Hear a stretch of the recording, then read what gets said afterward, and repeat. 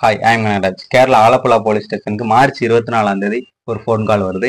இங்க ஒருத்தர் வந்துட்டு பெரிய பெரிய ஆயுதங்கள்லாம் வச்சுட்டு பெட்ரோல், வெடிகுண்டு, இரும்பு கம்பிலாம் வச்சுட்டு எல்லாரையும் மிரட்டிட்டு இருக்காரு. யார் சொன்னாலும் கேட்க மாட்டேங்காரு. யாராலையும் இவரை வந்து தடுத்து நிறுத்த முடிய மாட்டேங்குது. இவரோட பேர் என்னன்னு பாத்தீங்கன்னா பிரேமோத். இவர் வந்து அவரோட ஒய்ஃபோட வீட்டுல போயிட்டு ஒய்ஃபை நான் கொல்லாம விட மாட்டேன் அப்படின்னு சொல்லிட்டு ஆயுதங்கள்லாம் வச்சுட்டு உள்ள நுழையிறாரு.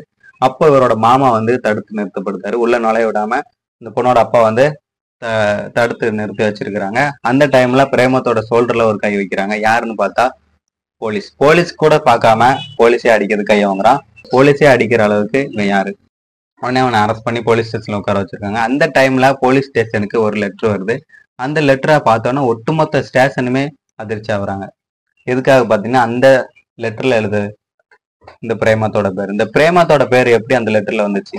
இந்த லெட்டர்ல அப்படி என்னதான் எழுதிருந்துச்சு? இது எல்லாத்தையுமே நம்ம பார்க்க போறோம். வாங்க வீடியோ கிளப்லாம். வீடியோ சப்ஸ்கிரைப் பண்ணுங்க. அப்பதான் தொடர்ந்து போடுற வீடியோ உங்களுக்கும் சேரும்.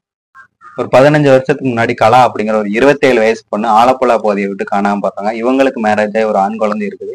உடனே இவங்க காணாம போனோன்னு அவங்க சொந்தக்காரங்க எல்லாருமே எல்லா இடத்துலயும் தேடி பார்க்குறாங்க. எங்கேயுமே கிடைக்கல. உடனே பக்கத்துல இருக்க போலீஸ் ஸ்டேஷன்ல போய் கம்ப்ளைண்ட் கொடுக்குறாங்க. இந்த மாதிரி எங்க பொண்ணை வந்து காணோம், எப்படியாவது தேடி கண்டுபிடிச்சு கொடுங்க அப்படின்னு சொல்லிட்டு கம்ப்ளைண்ட் கொடுக்குறாங்க.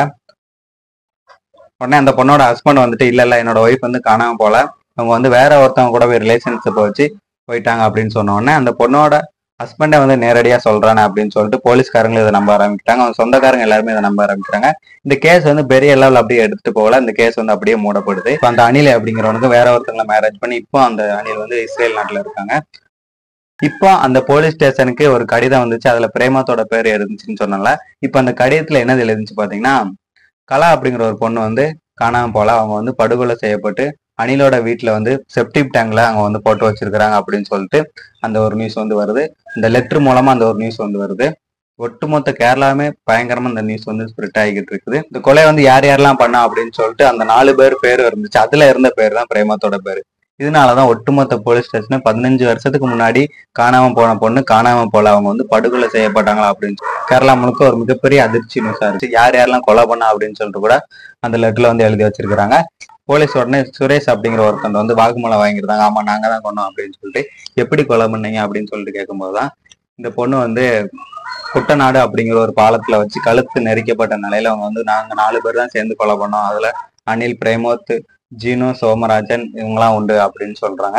அவனே எல்லாத்தையும் ஒத்துக்கிறதான். இந்த கொலை வந்து நீங்க எப்படி பண்ணீங்க அப்படின்னு சொல்லி அந்த பொண்ணோட ஹஸ்பண்ட கேட்குறாங்க. இந்த பொண்ணு வந்து 2009ல நானும் இந்த பொண்ணு லவ் மேரேஜ் பண்ணிக்கிட்டோம். என்னோட சொந்தக்காரங்க வீட்டுல வந்து நாங்க வந்துகிட்டு இருந்தோம். நான் வந்து வெளியூர் போயிட்டனால இந்த பொண்ணு வந்து வேற ஒருத்தவங்க கூட ரிலேஷன்ஷிப் இருக்குது அப்படின்னு சொல்லிட்டு என்னோட சொந்தக்காரங்க சொன்னாங்க. அதனாலதான் சந்தேகத்தின் பேர்ல தான் இந்த பொண்ணு வந்து கழுத்து நெரிச்சு குட்டநாடு அப்படிங்கிற ஒரு பகுதியில கழுத்து நெரிச்சு நான் வந்து கொலை பண்ணிட்டேன்.